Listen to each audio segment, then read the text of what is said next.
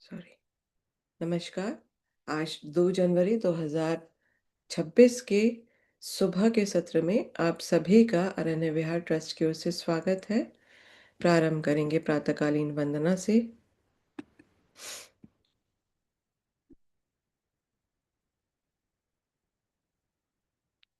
अर्पणा एवं प्रारंभिक वंदना।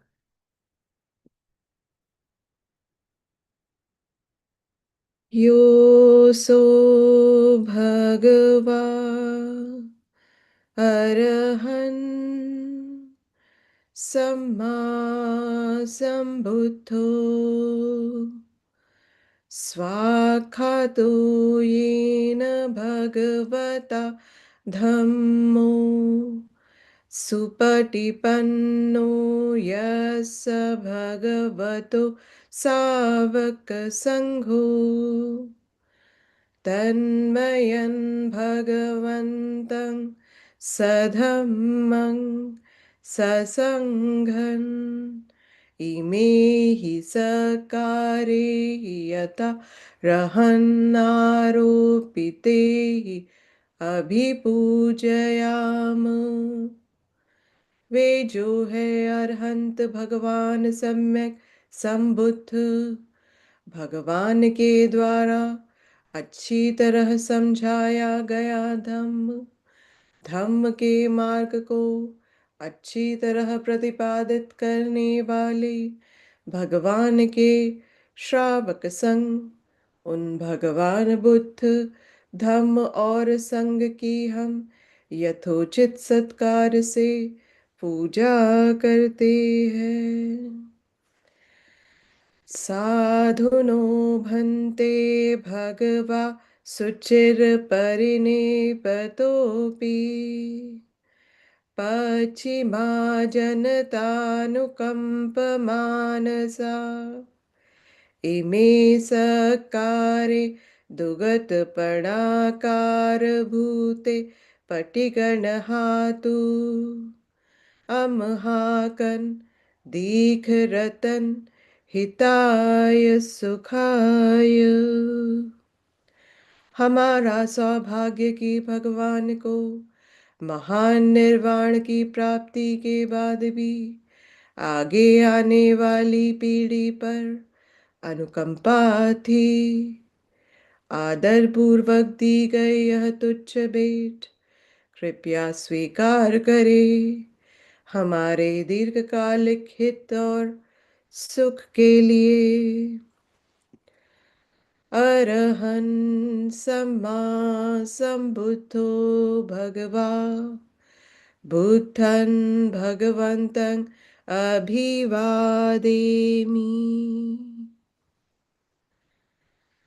स्वाक्षातो भगवता धम्मो धम्मं नमस्सामि। सुपटिपन्नो भगवतो सावक संघो संघं नमामि। अरहंत भगवान सम्यक संबुद्ध, भगवान बुद्ध का मैं अभिवादन करती हूँ। भगवान के द्वारा अच्छी तरह समझाया गया धम्म, उस धम्म को मैं नमन करती हूँ।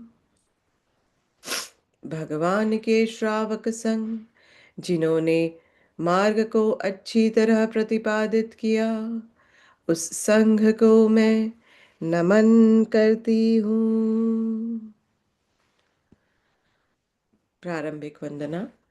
हंधमयन बुद्धस्य भगवतोपभागनं कारं करोमसे। नमो तस्स भगवतो अरहतो सम्मा सम्बुद्धस्स। नमो तस्स भगवतो अरहतो सम्मा सम्बुद्धस्स।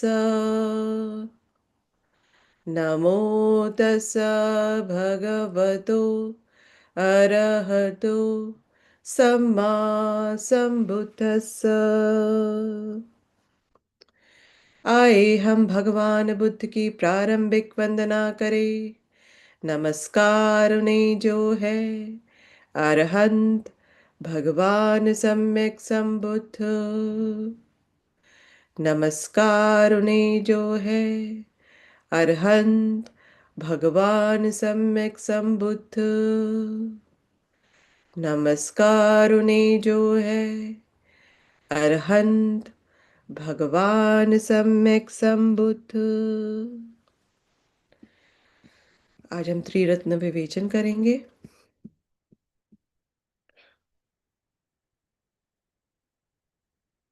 हन्मयन् रतनतय प्रणाम गाथा योचेव संवेग परिकीर्तन पाठं च भणामसे।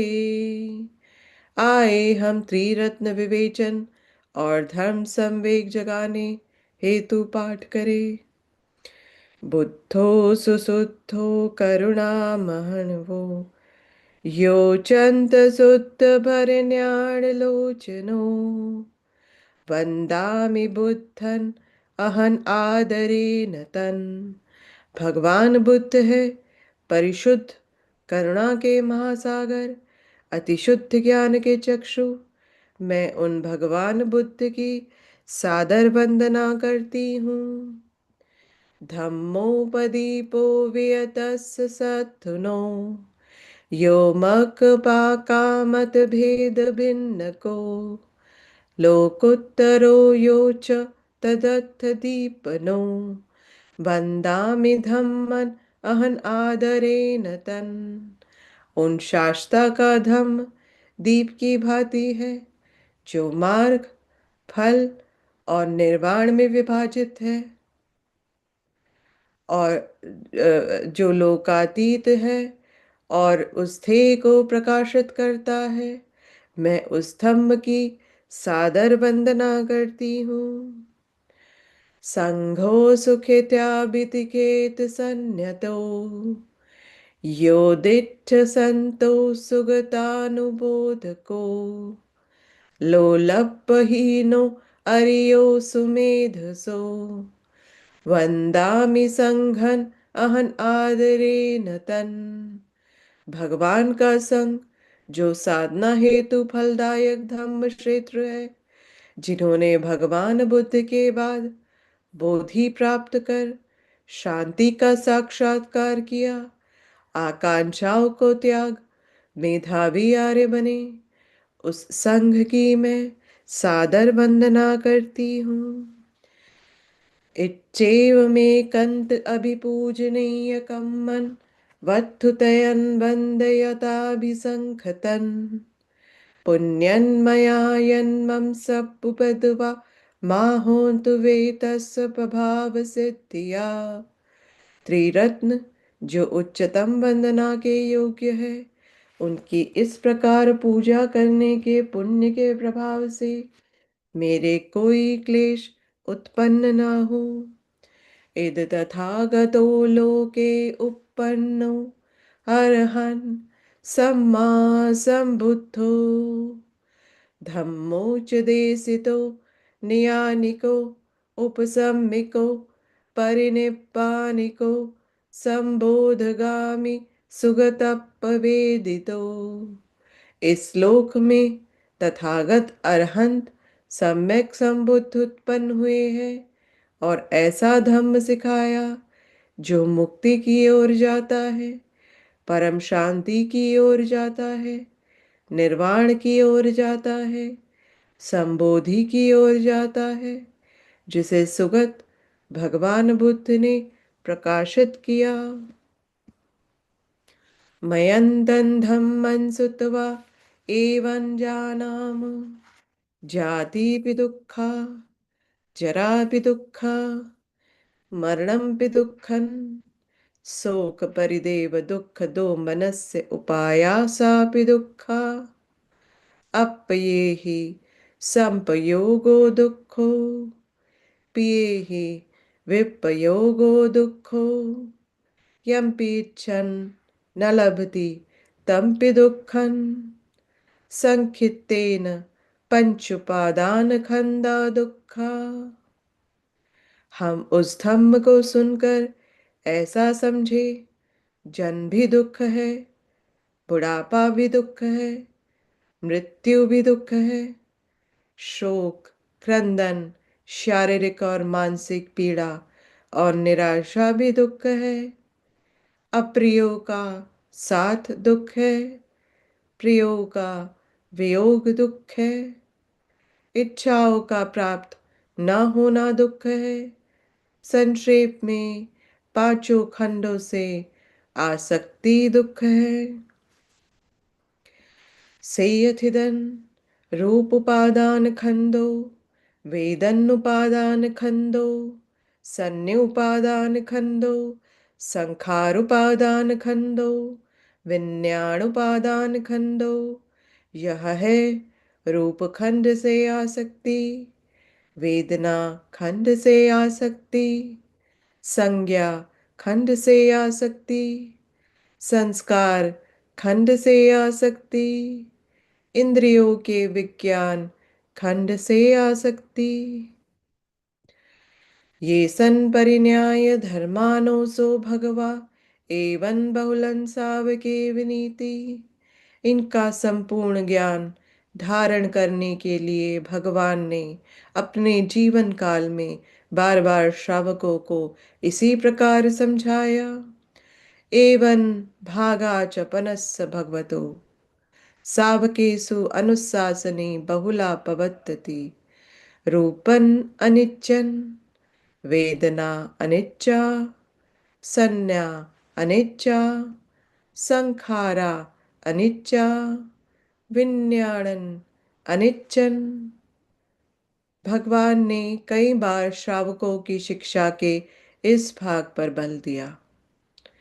रूप अनित्य है, वेदना अनित्य है, संज्ञा अनित्य है, संस्कार अनित्य है, इंद्रियों का विज्ञान अनित्य है। रूपन अनत्ता, वेदना अनत्ता, संज्ञा अनत्ता, संखारा अनत्ता, विज्ञानन अनत्ता। रूप अनात्म है, वेदना अनात्म है, संज्ञा अनात्म है, संस्कार अनात्म है, इंद्रियों का विज्ञान अनात्म है। सब्बे संखारा अनिच्चा, सब्बे धम्मा अनत्ताति। सभी संस्कार अनित्य है, सभी धम्म अनात्म है। ते मयन ओतिढ़ाम जातिया जरा मरणेन शोके ही परिदेवे ही, दुखे ही दो मनस्से ही उपायासे ही, दुखो तिढ़ा दुख परेता। अपवेव नामिमस्य केवलस्य दुख खंडस्य अंत क्रियाय पन्याये थाति। हम सब जन्म, बुढ़ापा, मृत्यु से बंधे हैं और शोक, क्रंदन, शारीरिक और मानसिक पीड़ा, निराशा जैसे दुखों से पीड़ित और बंधे हैं। आए हम इस सारे दुख समूह के अंत को जान सकने का संकल्प करें। चीर परिनिब्बुतं पितन भगवंतन शरणं गता, धम्मंच संघंच तस्य भगवतो शासनं, यथा सती यथा बलं मनसि करोम अनुपटिपच्चाम। सा सा नोपटिपत्ति इमस्य केवलस्य दुःख खण्डस्य अंतक्रियाय संवत्तत्तु। हम उन भगवान जो बहुत समय पहले परिनिर्वाण को प्राप्त हुए एवं धम्म और संघ की शरण में गए हैं, उन भगवान की शिक्षा को मन में रखकर हम यथा सती यथा शक्ति अपना उसका पालन करते हैं। इस मार्ग का प्रतिपादन हमें इस संपूर्ण दुख समूह के अंत की ओर ले जाए।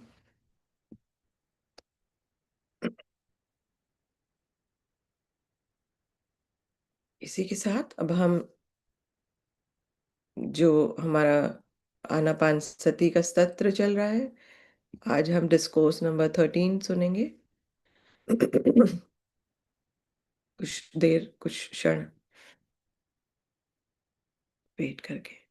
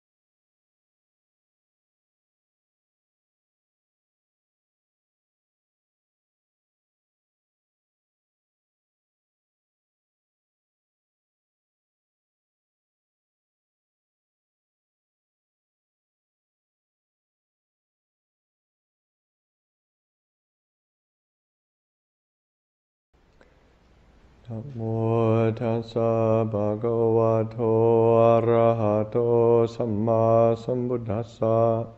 Namo tassa bhagavato arahato samma sambuddhassa.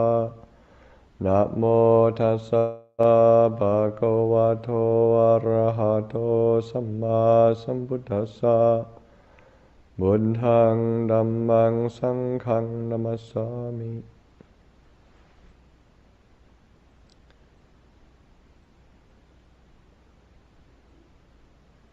So this evening I'll continue on the theme of following the Anāpānasati Sutta. I guess I started this 2 weeks ago. I gave a random talk at the beginning of the retreat about sitting meditation. Thought, oh well, I'll give a couple more about meditation. So we start the retreat and sort of got on to Anāpānasati, mindfulness of breathing, and haven't really stopped.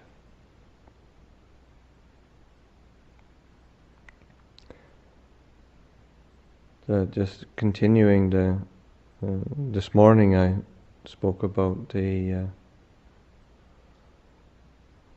section on concentrating the mind, which is step number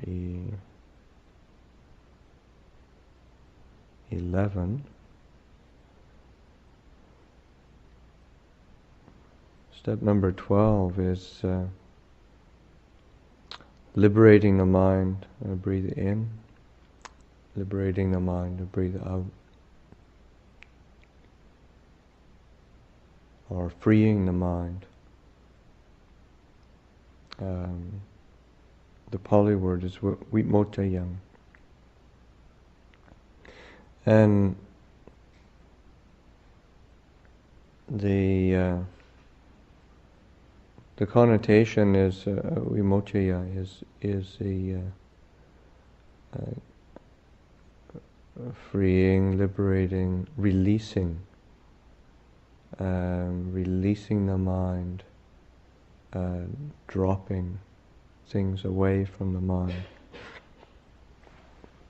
So that the idiom that's used more often is that freeing or liberating. And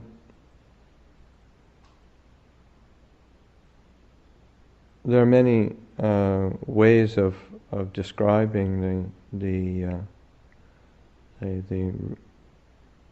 freeing of the mind, or releasing, letting go. of certain things, but the one thing that is useful is um, the the releasing of attachment, releasing of upadana, clinging attachment. And as this is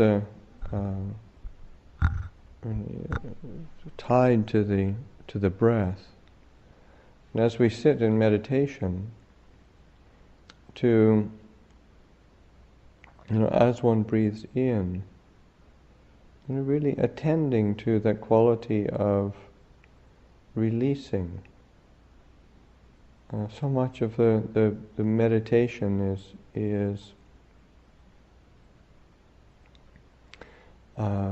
there is so much clinging involved, and not just without even going into the structures, but just the kind of hope or clinging that is involved in trying to make the breath be a certain way. So that releasing the breath, beginning with that, just releasing the breath as one breathes in, to really release the breath, to drop away, to let the kind of mind that is sort of desperately trying to control, to let that drop away, to release that.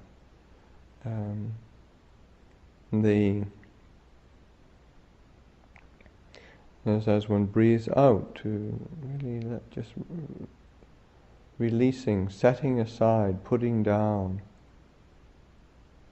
that putting down the desire to control, to make things be the way one wants it, which we spend so much time in meditation trying to make things be the way we want them to be, and we forget that that's not actually what Dhamma is about. And when we are practicing Dhamma, to really let things be the way they are. This is the way things are. This is the reality of this moment. This is the truth in this moment. To release into that truth. To release the kind of the preferences, the mind that is desiring, not desiring, becoming, trying to become something. That the whole force of attachment and clinging is always going towards becoming, being, trying to make things be, trying to get them to become certain ways that we prefer, or trying to get away from the things that we don't want or don't like. So that releasing, freeing the mind from that tendency. As we breathe in, releasing, turning to a non-clinging in the present moment as we breathe out. This. And it's not a matter of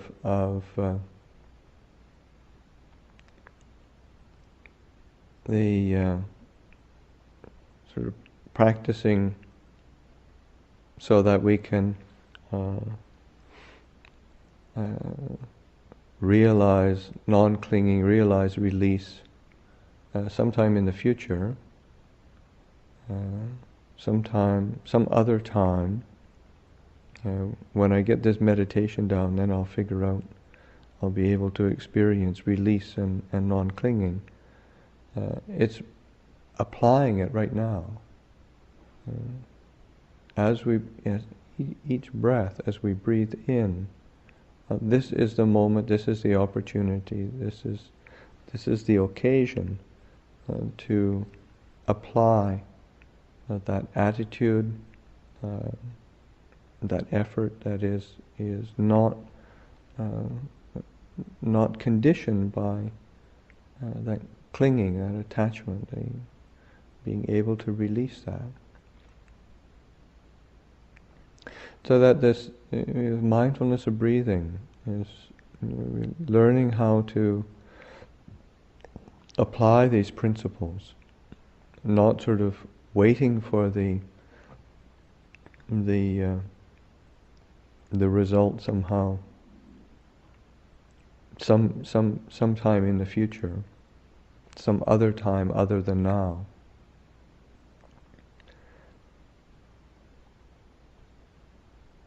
That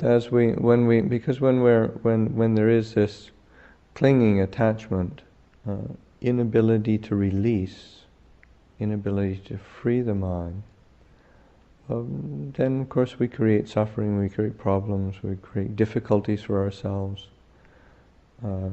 This is where the sort of problems and difficulties arise, and that's whether it's in terms of the mindfulness of breathing in the present moment, having difficulties with it, not feeling one's getting it,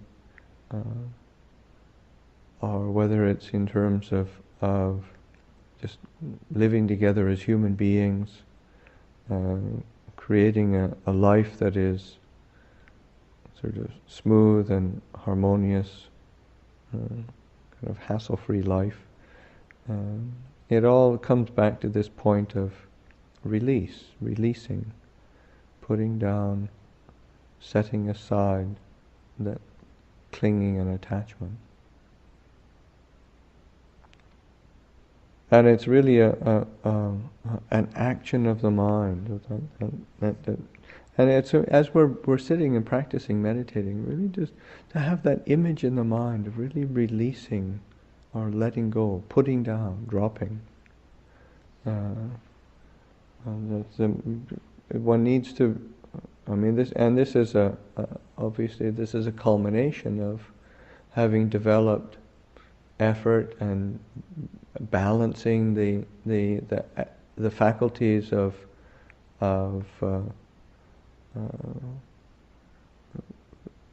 tranquility and discernment. There's a gladdening of the mind is bright. So then now, as the mind is ready, then you're entering into that sphere of non-clinging, and the activity of non-clinging. And really to do it on a moment-to-moment basis as one's practicing, really visualize it, feel it. Try to really feel as we breathe in, to just that sense of that releasing and non-clinging. As we breathe out, to really bring it onto an experiential level, the feeling, what's it like to breathe? And really release that quality of knowing, release the quality of awareness and attention, so that it isn't sticky. It isn't. There's this quality of it's not getting stuck on anything. It's not being held by anything. And so, one of the sort of the image, of course, of clinging is always the hand that's grasping. And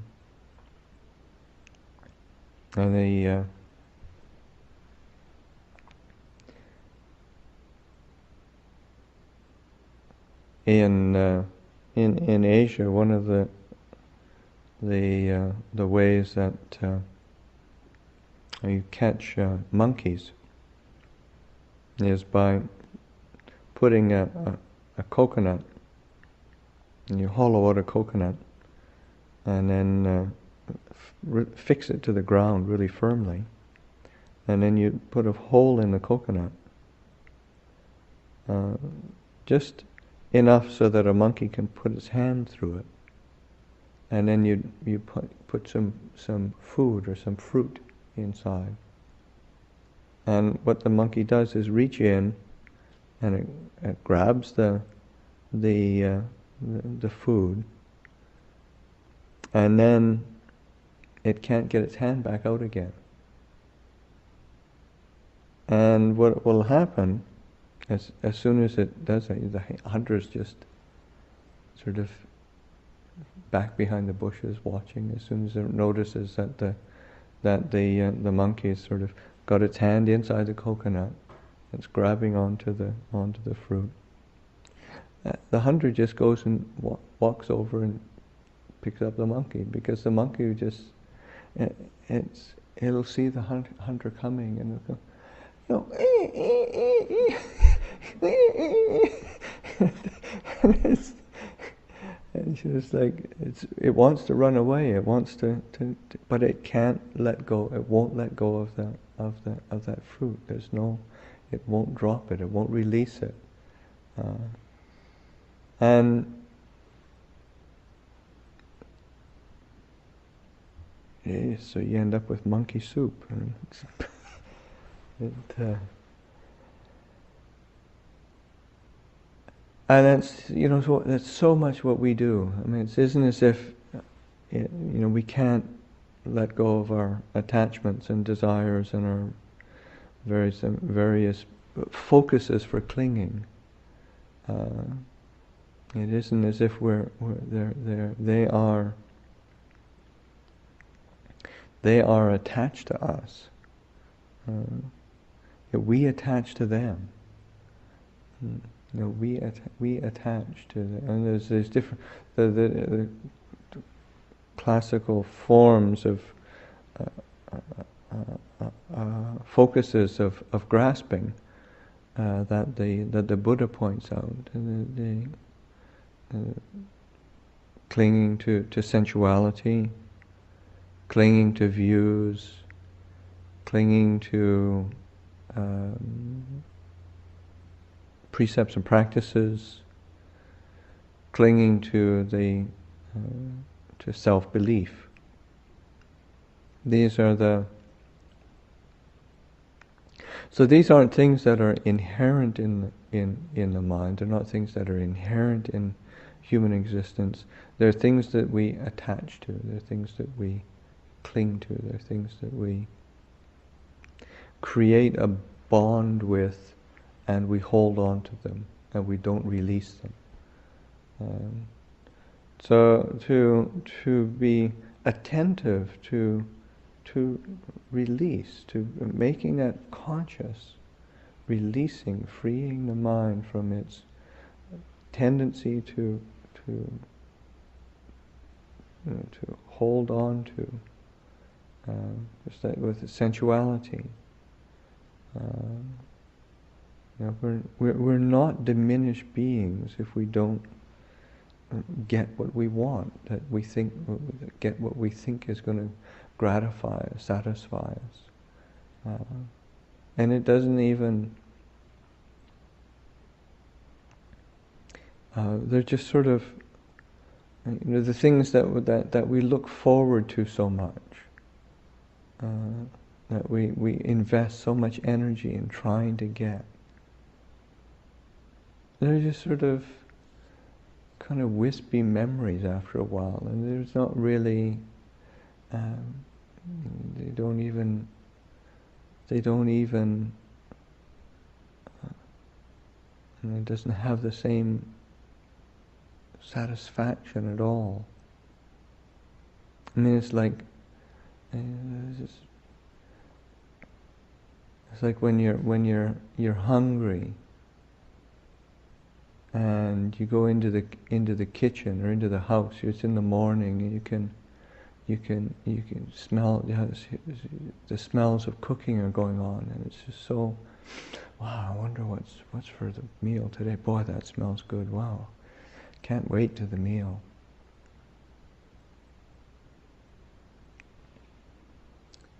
And then you have the meal,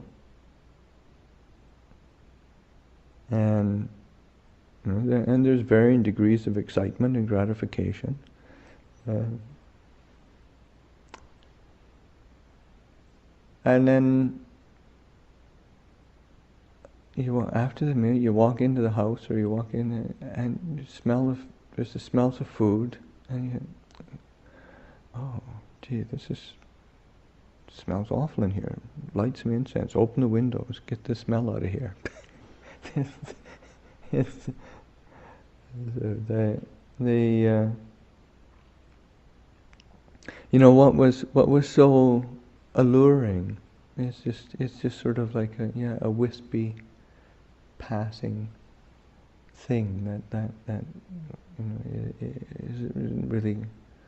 We're on to the next thing already.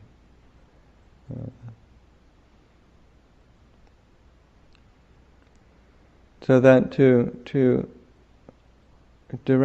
notice when the mind is attaching onto an object, and to turn attention to release, turn attention to freeing the mind.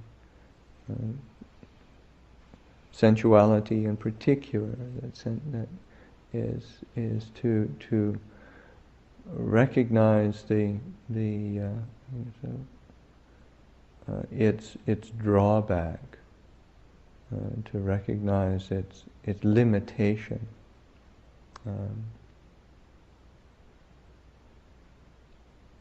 The Buddha compares it to the dog that is just waiting by the butchers, the butcher's apprentice, and it's just waiting. It's just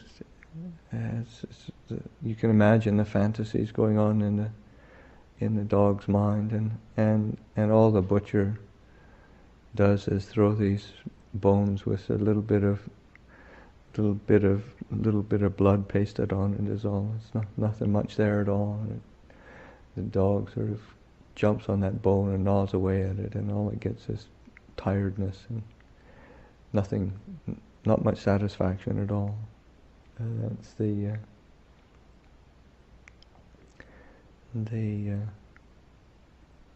that's the story of our lives, isn't it?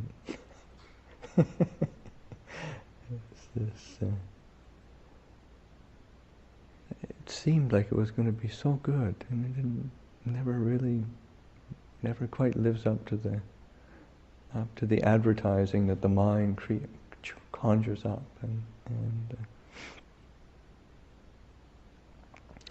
so that the problem isn't that there isn't there isn't sort of pleasure involved in things. That the problem is the clinging. The problem is that grasping, that attachment, the expectation that's formed, and the inability to release it, the inability to put it down, to just let it be what it is, to let it be what this is what it is. This is what the experience is right now. So to be working with that as the breath comes in, as the breath goes out, recognizing when there is that the draw, the attraction to sensuality. This sort of seeing, how can I release around that? How can I put that down? How can I let that go? How can I not be drawn into just kind of letting the mind open around it, and just not getting caught by it.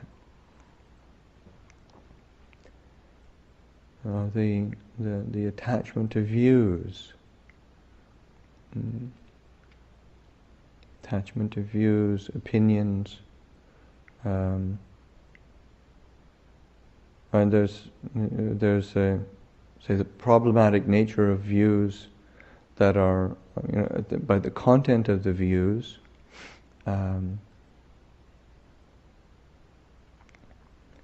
in that we hold a view that draws us into beliefs that are unrealistic, ungrounded in reality, have detrimental results. Living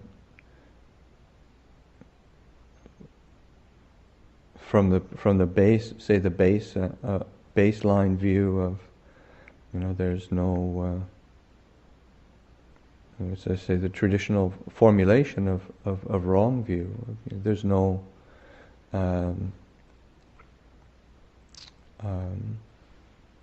there's no results of giving. There's no results of good action. There's no results from unskillful action. So there's no, when one holds that view, there's a the result is one of not having a clear sense of conscience and fear of wrongdoing, and then because of the Buddhist, from the Buddhist perspective, this is fundamental that there are results of actions.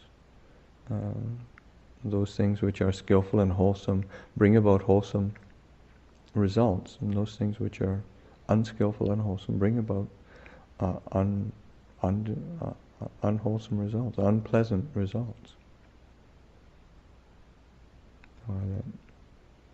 There's no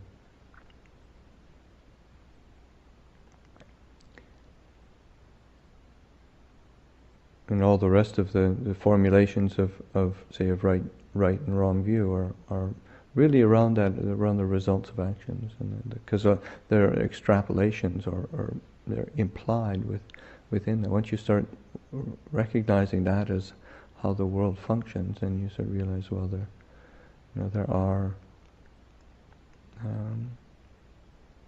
there is mother and father. I mean, that's it. We have a particular relationship with certain beings. There is this life and the next life. There is rebirth. There are other realms. There are beings who are liberated. That is a possibility. So that too, when we hold the view that doesn't exist, then that sets it sets a course in our life to be doing that which is unskillful and then reaping the results of that, or living from a perspective of the very materialistic view. It's a view that I just need to get what I can this lifetime, as much as I can, gratify myself as much as possible, because there's nothing after this anyway. So that creates a very miserable existence. So many views of the say from the time at the time of the Buddha. There's the particular materialistic views, nihilistic views, and they're just as common today as they were in the time of the Buddha. Another aspect of views is the so the problematic nature of views, when we hold to them, we cling to them, is they say the contentious nature of views. When we hold a particular view, then we exclude others, and then we end up contending and in conflict because of the particular views we hold. And, because when we hold a view, then it's just, I'm right, everything else is wrong. This is the right way to do things. That is wrong. Other people are wrong. And that clinging to views, holding to views, creates this conflict and tension. Because in order to do that, we have to prop that up and hold that up, and it's being held up in the face of conflicting evidence that it may be wrong, so that we have to put more effort into holding it up and clinging. So there's tension in the mind, there's suffering in the mind, to be able to put that down, putting down the views that we hold, the opinions that we then sort of either cling to and hold as this is right, or this is the way it is, and spend our time either trying to prop those up or forcing them onto other people. Then it just is very wearisome.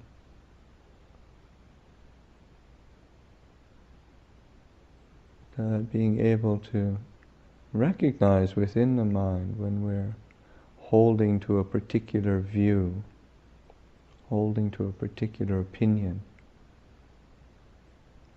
And you see how much conflict arises in our own mind and within our relationship with other people. That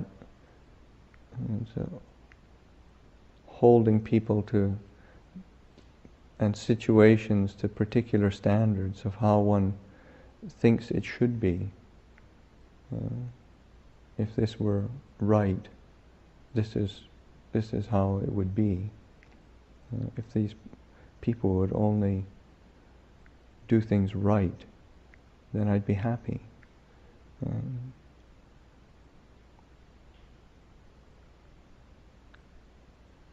If only this monastery would practice in the right way, then I'd be enlightened. I'd be happy. And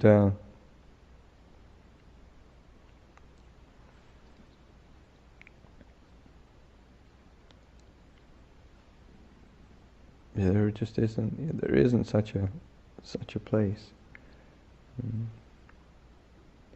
But the view is very attractive, isn't it? So we can just get everybody to line up, do everything right. Then we'd all be happy. Of course, everybody's got a different view of what things are right. So there isn't a solution to that. It's inherently problematic. So that the Buddha said this releasing, the clinging, putting down the opinions, putting down the views, putting down the attachments. And that's the only place where we can find peace.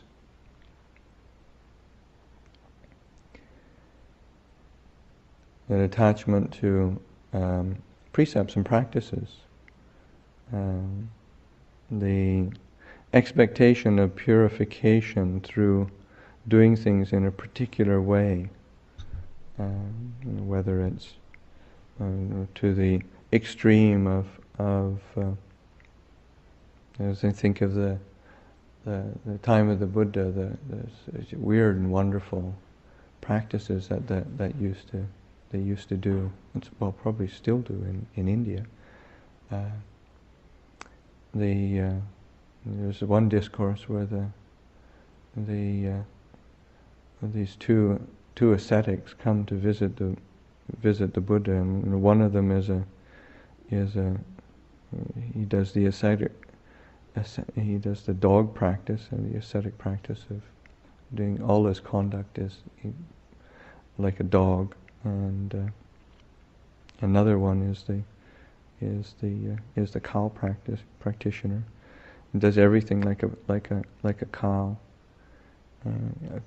Imitates these, and these are ascetic practices that they really sort of curl up, really going up to visiting the Buddha and paying homage, and then sort of curling up like a dog at his Buddha's feet. He sort of licking himself, and that they did these things with the belief that just following as much as possible, there's this kind of a practice, this kind of a way of action, that it would by doing that, then this was an ascetic purification, tapas, and would bring about rebirth in heaven, a heavenly rebirth. And the Buddha didn't really concur with that. He said, well, and he wouldn't. They asked him what would be the result of this perfecting this practice, and the Buddha didn't want to answer until he was pressed, and finally he said, well, it's one of two results. Either one's reborn as a dog by perfecting that action and imitating that action, or one's reborn in a hell realm, just because of the delusion and ignorance that is so firmly rooted. At best, one gets reborn as a dog. So that the clinging, that this precept and practice, the attachment to the precept and practice, and purification comes through keeping this particular set of rules, this particular set of ways of doing it. And one can do that with mindfulness of breathing as well. If I just sit here and watch this breath come in and watch it go out, and make that breath perfect,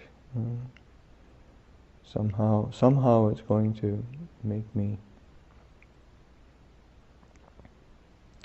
liberated.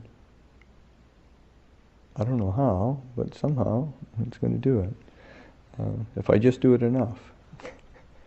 And that it's not true. It has to have. That's an attachment. And the thing is, it's a relinquishing attachment doesn't mean relinquishing the actual practice and training. It's approaching it with wisdom and understanding, using it so that it's freeing oneself from attachment and clinging. The developing of all these the nuances of this practice and training, so that one's cultivating those balances of discernment and faith, the balances of energy and tranquility, the balances of attending wisely to the breath. And of course, with that attending wisely comes this release, this relinquishing, this letting go, dropping of attachment, dropping of the clinging and the object of clinging. The last form of upadana, of attachment, is the attachment to the views of self, self-view. And it's important to note that it's attavad upadana, and the upadana being the clinging to the atta is the self, vada is being view, belief, because it's only the belief in self, the self in its strictest sense didn't exist in the first place, so that one can't really relinquish it. You can't say let go of something that isn't there in the first place. But the belief in its existence is what we get hooked by. We get hooked by the belief in that the reality, the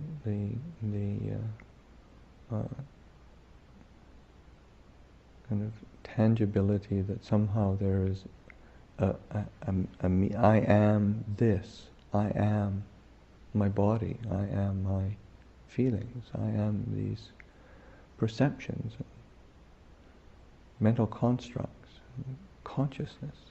I'm something. I am, and that feeling of I am permeates, and even to say that the subtle feelings of consciousness. This is what I am.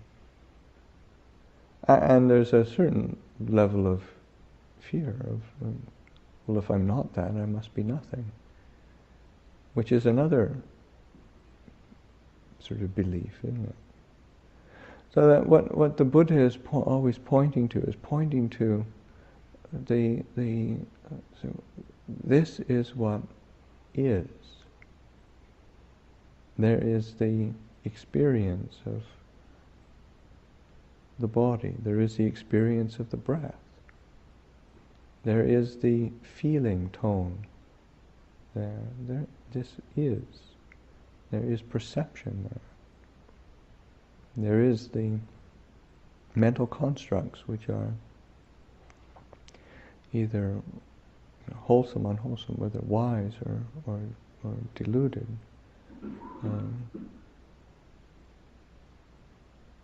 Whether exalted or mundane. But they are thoughts, mental constructs. It's consciousness, knowing. And all of that is arising and ceasing. That we don't have to prop up again, it's where we get hooked and we get stuck, and we get these are the kind of hooks that keep dragging us back into suffering. When we can allow the release, freeing the mind, I breathe in. Freeing the mind, I breathe out. Freeing it from that compulsion to have to prop up a sense of I, of me, of mine. We have to formulate that idea. And we do it habitually, so it seems real enough. But as we investigate more and more deeply, more clearly, more attentively, we start recognizing that no, that's a complete addition, and it's that's what constellates this. It gives a sort of a crystal to form the sort of the different nuances of suffering around it. All the different. It's like the the sun having all the planets and asteroids all sort of revolving around it. And there's all this happening. And then that center of it is this belief in self, in self-view. This is the core that creates the gravitational sphere that it all revolves around. So that to allow to release that, to free that, allow that to not formulate, to not create this, not buy into the gravitational pull of it.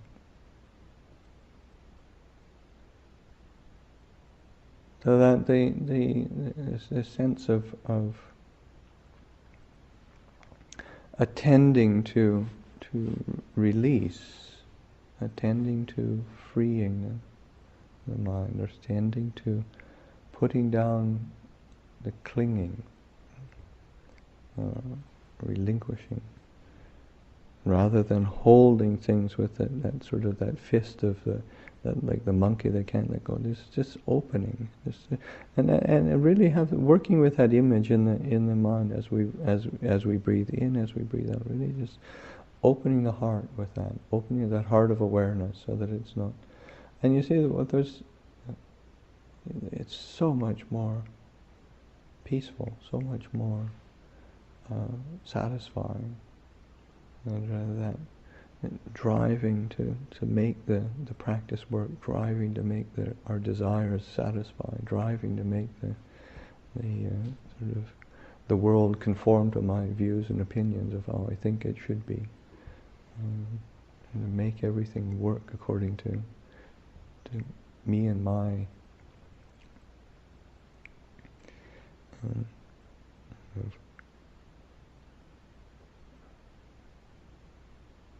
so that it's just that simple act of release has this tremendous implications, and it's something that's very difficult to do. We're so used to clinging, and it's the sustenance that feeds us. It's like that's one of the alternate translations of clinging is also this sense of sustenance. This is what feeds us. We feed off of suffering. We feed off of clinging. Our suffering and is fed and sustained by clinging, attachment, upadana. So that this sense of to not be feeding that heart of attachment, not sustaining, giving sustenance to the ways we suffer, and it's just this releasing, to putting it down, not picking it up and holding it.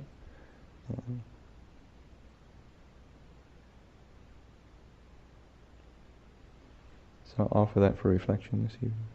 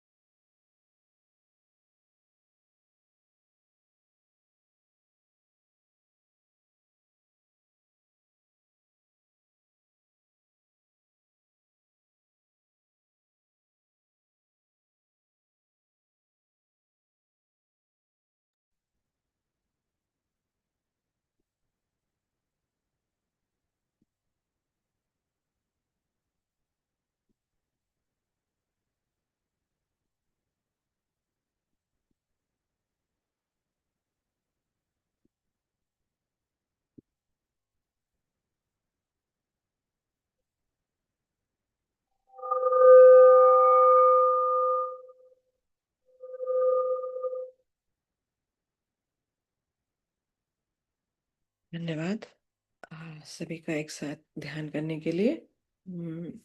अगर कोई प्रश्न या observation हो तो please share करें इस time पे।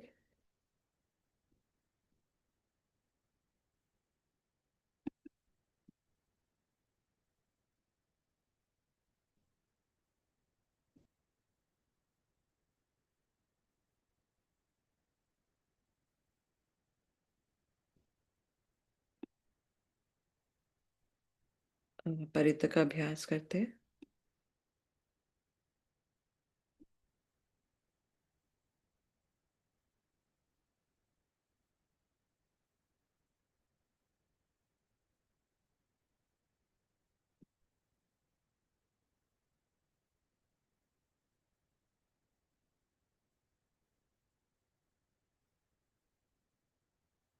करणीय मेत्त सुत्त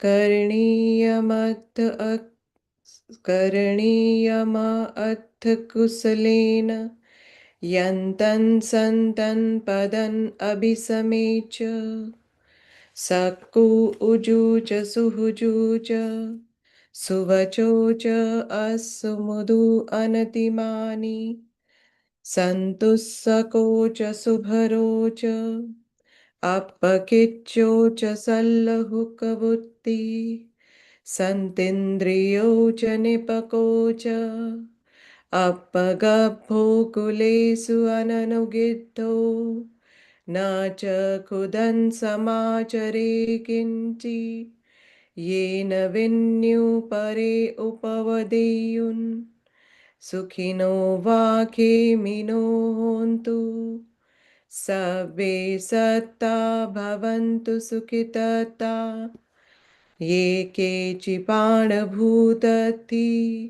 तसावाथावरा वा अनवशेषा दीघा वा ये महन्ता वा मच्छिमारस्य का अणुकथूला दिट्ठा वा ये च अदिट्ठा ये च दूरे वसन्ति अविदूरे भूता वा सम्भवेसि वा सब्बे सत्ता भवन्तु सुखितता न परो परं न कुप्येथ ज्ञातिमन्येथ कथञ्चन किञ्चि व्यारोसनापटिकसंज्ञा ज्ञानम् अन्यस्य दुःखं निश्चेय माता यथा नियन्पुत्रन् आयुषा एकपुत्रन् अनुरक्षे एवंपि सर्वभूतेषु मानसं भावये अपरिमाणन् मेतञ्च सबलोकस्मिन् मानसं भावये अपरिमाणन् उद्धन् अधो च तिर्यं च असम्बाधन् अवैरन् असपत्तन् तिष्ठन् चिरन्निसिन्नो वा शयानो वा यावतस्य विगतमृत्यु एतन् सतिन् अधिष्ठेय ब्रह्ममेतन् विहारन् इदम् आहु दिट्ठं च अनुपगम्य शीलवादसनेन सम्पन्नो कामेषु विनयगेधन् न हि जातु गब्बसेयन् पुनरेतीति।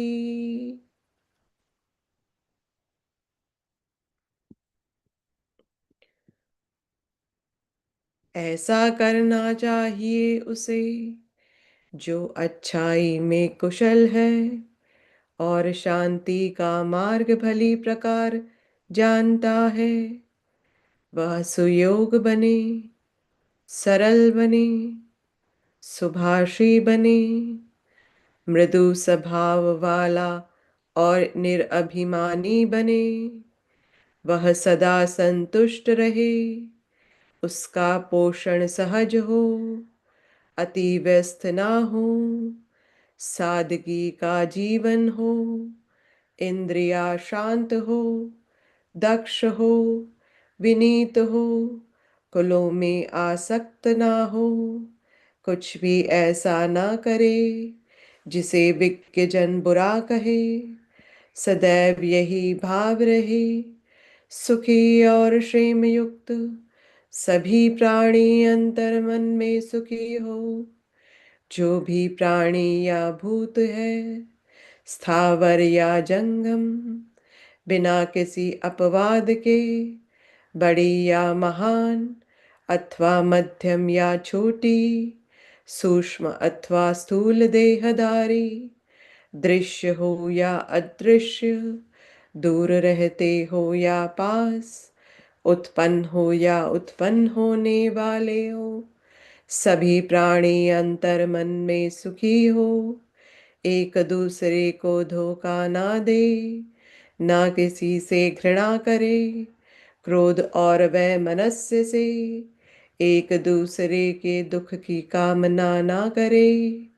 जैसे माता अपने इकलौते पुत्र की रक्षा हेतु अपनी जान जोखिम में डाल देती है, उसी प्रकार वह सभी प्राणियों के प्रति अपने मन में अपरिमित मैत्री भाव बढ़ाए।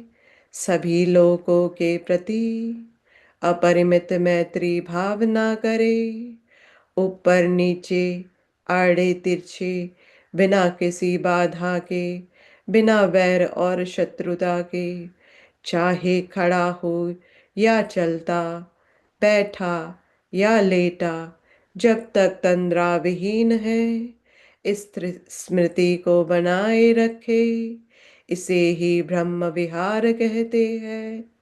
इस प्रकार वह मिथ्या दृष्टि में नहीं पड़ता, शील एवं सम्यक दृष्टि से संपन्न हो जाता है, कामनाओं के प्रति आसक्ति को हटाकर पुनः गर्भ में नहीं आता।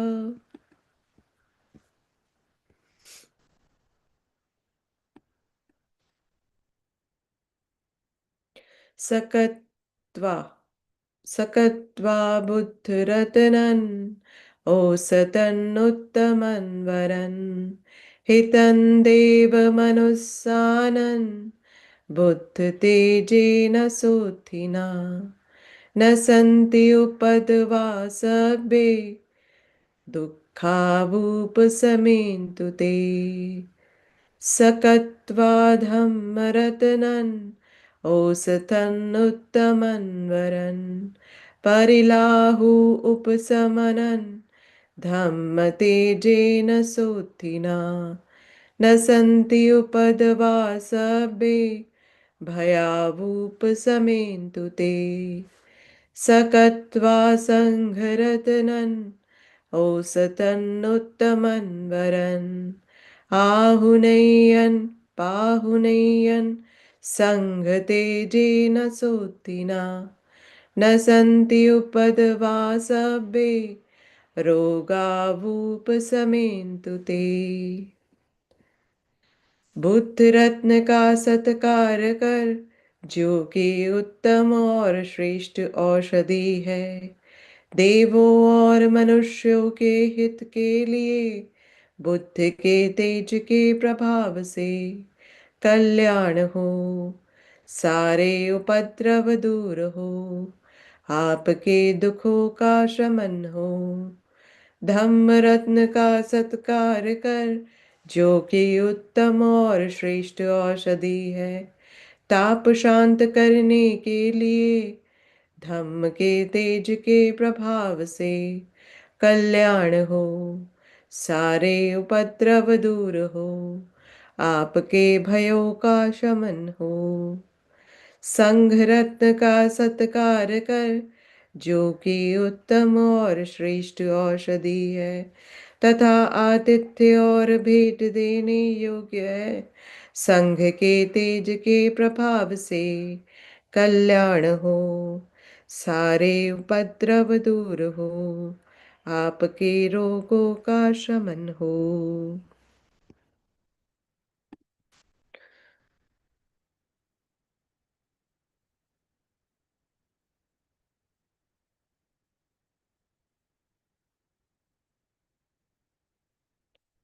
भवतु सर्वमङ्गलं रक्षन्तु सर्वदेवता सर्वबुद्धानुभावेन सदा सुखी भवन्तु ते भवतु सर्वमङ्गलं रक्षन्तु सर्वदेवता सर्वधर्मानुभावेन सदा सुखी भवन्तु ते भवतु सर्वमङ्गलं रक्षन्तु सर्वदेवता सर्वसङ्घानुभावेन सदा सुखी भवन्तु ते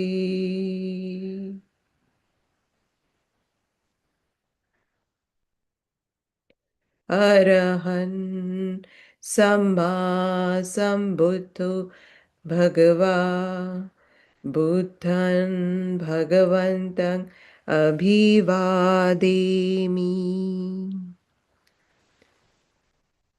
स्वाक्षातो भगवता धम्मो धम्मं नमस्सामि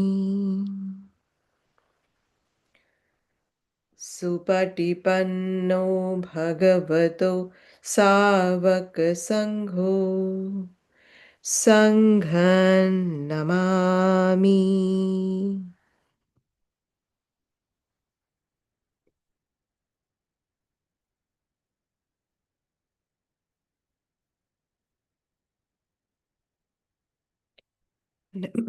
धन्यवाद आप सभी का दिन शुभ हो thank you for joining Thank you very much. Namaste. Thank you, Poonam. Thank you very much. Thank you